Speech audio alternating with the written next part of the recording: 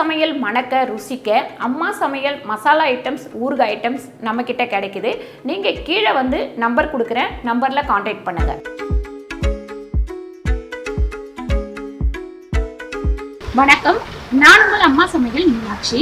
இன்னைக்கு வந்து நம்ம ராஜ்மா கிரேவி தான் பண்ண போகிறோம். இந்த ராஜ்மா கிரேவி பார்த்தீங்கன்னா சப்பாத்தி, தோசை, இட்லி இது எல்லாத்துக்குமே சைடிஷாக வச்சுக்கலாம். டிஃப்ரெண்ட்டாக ஒரு ராஜ்மா கிரேவி தான் பண்ண போகிறோம். வாங்க போய் பார்க்கலாம். இப்போ நம்ம கடாய் வச்சுருக்கோம். கடாயில் வந்து கொஞ்சமாக தண்ணி ஊற்றிக்கலாம். நல்லா ஒரு 1.5 கப் அளவுக்கு தண்ணி ஊற்றிக்கோங்க. நல்லா ஹையில் வச்சுட்டு கொஞ்சம் தண்ணி வந்து நல்லா காயட்டும். 3 வெங்காயம் நல்லா பெருசு பெருசாக நறுக்கி வச்சுருக்கேன். இந்த தண்ணியில் இதை போட்டுக்கலாம்.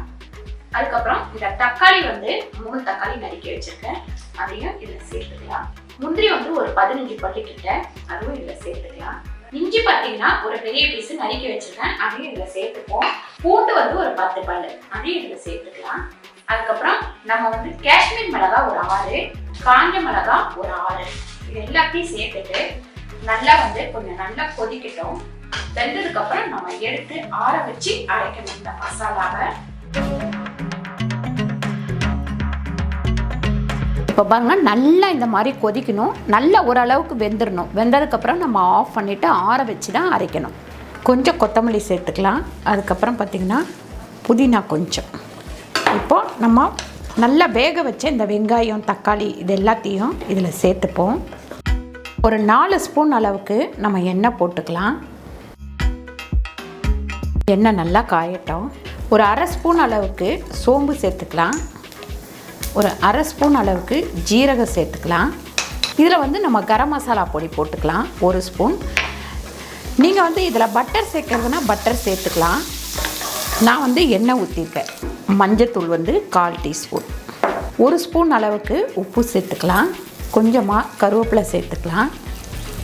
இப்போ நம்ம அரைச்சி வச்சுருக்க இந்த வெங்காயம், தக்காளி, மசாலா எல்லாத்தையுமே சேர்த்து இதில் வந்து ஊற்றி வதக்கிக்கலாம். இப்போ இதில் வந்து நம்ம கொஞ்சமாக தண்ணி கலந்துக்கலாம்.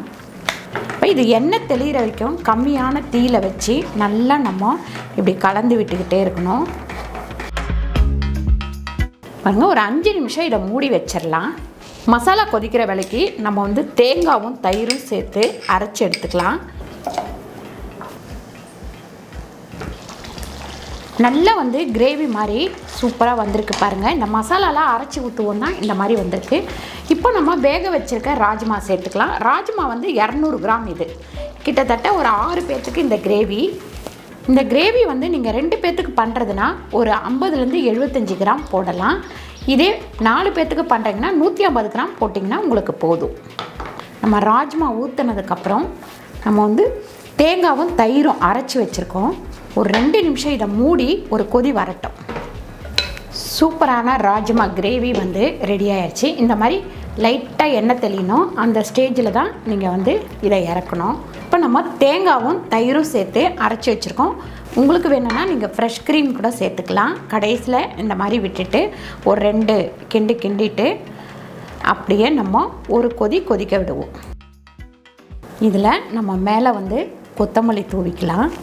இந்த மாதிரி கொதிக்கும் போது அடுப்பை ஆஃப் பண்ணிவிட்டு மூடி வச்சிடலாம். சூப்பரான ராஜ்மா கிரேவி ரெடி ஆயிடுச்சு. கண்டிப்பாக நீங்களும் ட்ரை பண்ணி பாருங்கள். இந்த வீடியோ உங்களுக்கு பிடிச்சிருந்தா லைக் பண்ணுங்கள், ஷேர் பண்ணுங்கள், சப்ஸ்கிரைப் பண்ணுங்கள், ஃபேஸ்புக்கில் ஷேர் பண்ணுங்கள், மறக்காமல் கமெண்ட் பண்ணுங்கள். நன்றி, வணக்கம்.